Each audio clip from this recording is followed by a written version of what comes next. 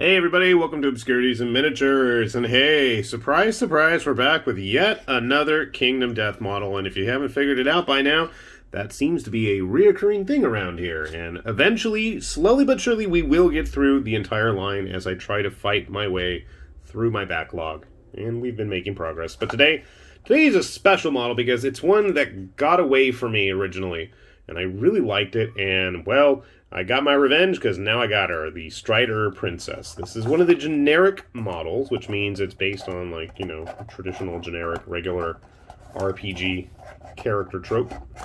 Can I open the box? That's the first question of the morning, afternoon, whatever part of the day it is.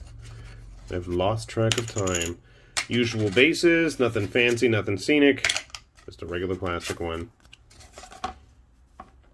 Clothing. She's wearing, well, you can see her hips, but she's got clothes.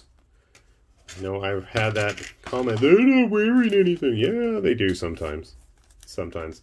We'll be sure to grab plenty of clothed Kingdom Death ladies, for example, later on. So what are we dealing with here? We've got the main body. Nice sculpting as always. I'm guessing that's where the quiver is going to go. And her boots.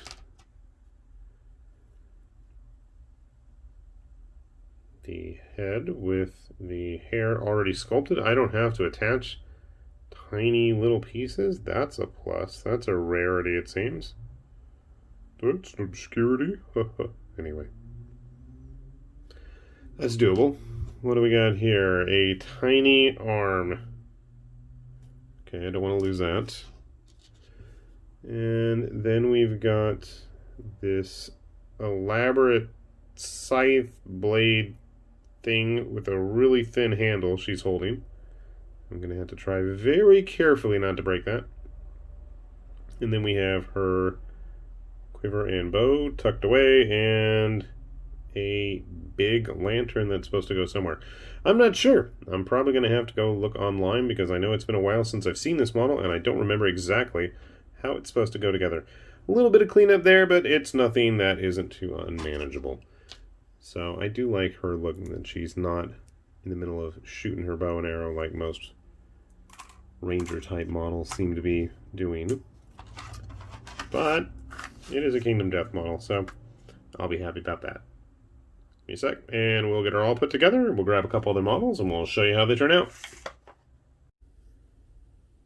Alright, we got our Strider Princess pretty much finished up. And when I say pretty much, it's just because I haven't actually glued her torso to her body yet.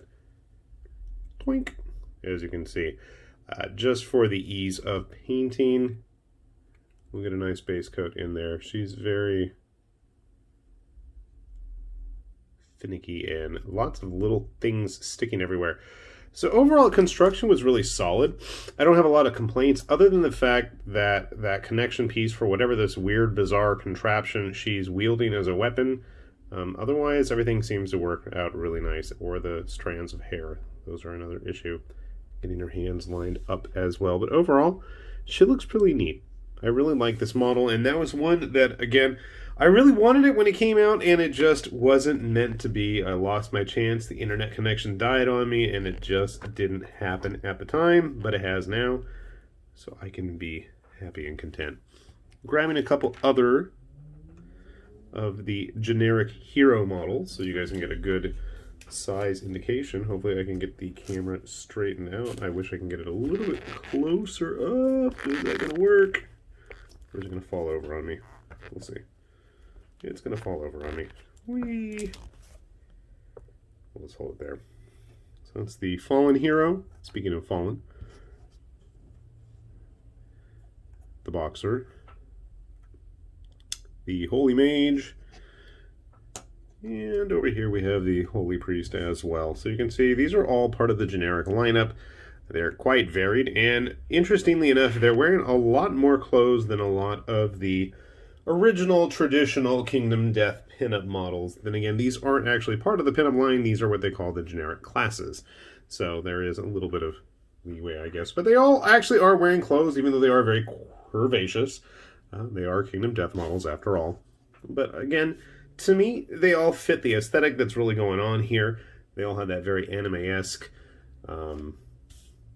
style, for lack of better words. But again, that's really based on Lockman's artwork as well. But I think she fits in really nice, and hopefully we'll get her painted up in the near future. So fingers crossed in that regard.